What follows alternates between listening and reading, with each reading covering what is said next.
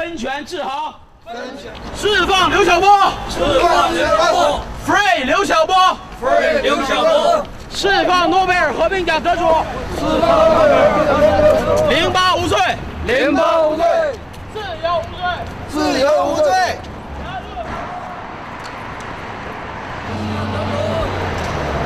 Beijing Municipal People's Procuratorate, Branch Number 1, Indictment, December 10, 2009. This prosecutor believes that defendant Liu Xiaobo disregarded state laws and by means of rumor mongering, slander, etc., incited subversion of state power and the overthrow of the socialist system, which is a major offense. Submitted to Beijing Municipal Number 1 Intermediate People's Court. Everyone is being watched by the Chinese police, who occasionally bundle a protester into a waiting police car.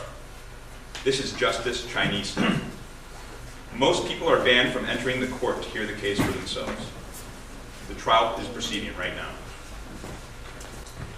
The defense counsel contend the articles written by Liu Xiaobo merely voice a certain caustic and intense criticisms which ought to fall under the category of free speech. And free speech is a basic human right enjoyed by citizens according to the Constitution of the People's Republic of China and the United Nations Universal Declaration of Human Rights. The values and ideas in Charter 08 are consistent with the ideas in the Universal Declaration of Human Rights and the International Covenant on Civil and Political Rights. The People's Republic of China, as a permanent member of the United Nations Security Council, cannot but endorse the ideas in the Universal Declaration of Human Rights, and the government has signed the International Covenant on Civil and Political Rights more than a decade ago.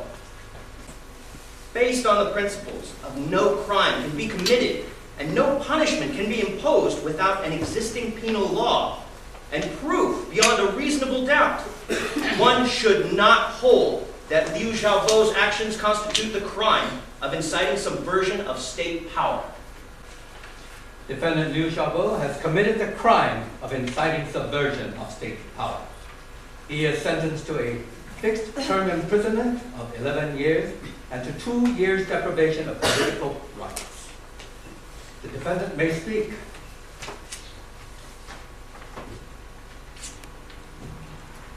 "20 years on, the innocent souls of June 4th are yet to rest in peace. And I, who have been drawn to the path of dissidence by the passions of June 4th, after leaving the King Chen prison in 1991, lost the right to speak openly in my own country.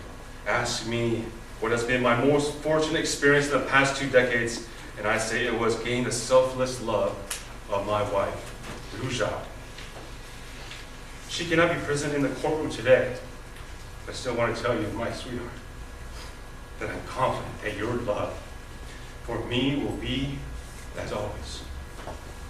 Over the years in my non-free life, our love contained bitterness imposed by the external environment, but is boundless in afterthought. I am sentenced to a visible prison while you are waiting in an invisible one. I look forward to my country being a land of free expression, where all citizens' speeches are treated the same, where different values, ideas, beliefs, political views both compete with each other and coexist peacefully. Freedom of expression is the basis of human rights, the source of humanity and the mother of truth.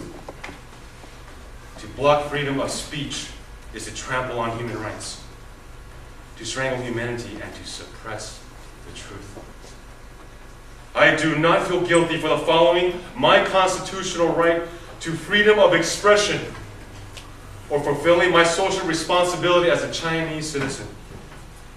Even if accused of it, I have no complaints. Thank you.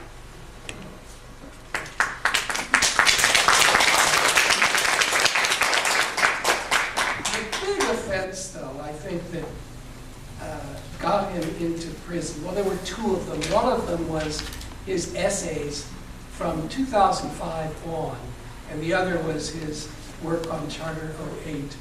The essays, the internet, you know, is something that the Communist Party of China has not been able fully to control. It's the first medium in the history of the People's Republic of China that cannot be easily and fully controlled.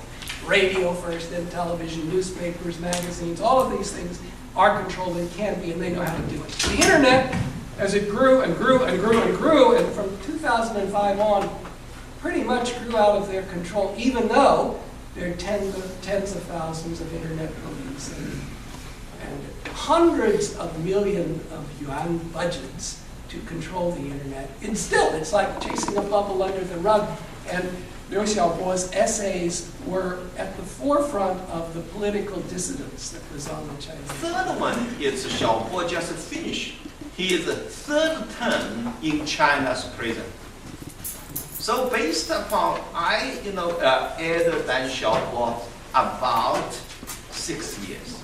So I think Xiaobo really need and deserve a peaceful family life, even though for Liu Xia. So I think if he could come to here, stay in University of Chicago for 1 year, and another institution for 2 years, he could look for lecture job to teaching Chinese. At that time, job marketing for teaching Chinese is very good. So I sent an email through my friend to Xiaobo, and also I submit the name to University of Chicago. University of Chicago actually is very interested in him as the first candidate. But the interesting thing is Xiaobo sent the email back, only ask one question, say, can you guarantee after 1 year, I still could go back to China? So ask me, the person just released by Chinese KGB. So I even not guarantee me could go back. How do I guarantee Liu Xiaobo could go back? So I just sent an email saying, this is a totally wrong question to wrong person. I'm even not the State Department of US government. So how do I have the poll? But I said very clear, I said, this is really is your chance to establish a peaceful life in United States.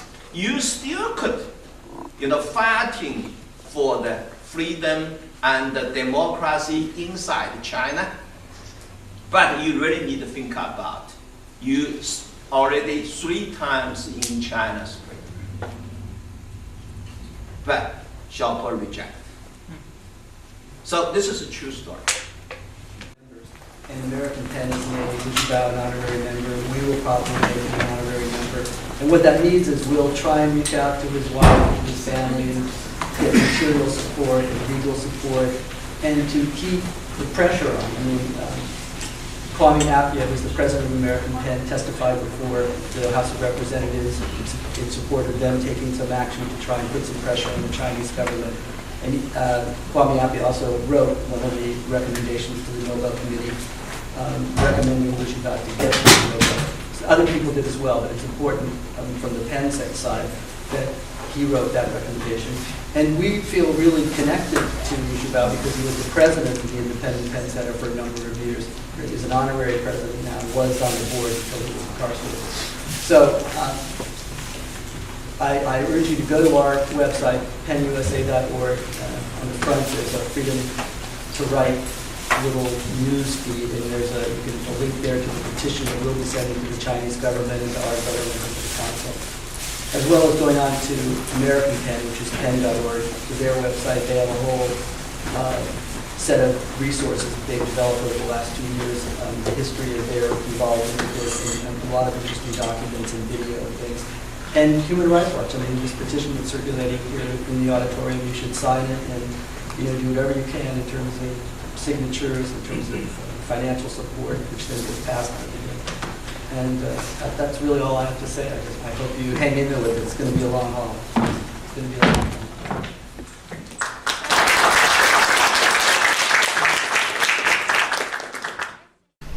The real question in my mind is, I think personally that it's going to be too difficult for the Chinese government to hold him in prison. I think he will, within the next year or perhaps 2 years, he will be released if he agrees to leave.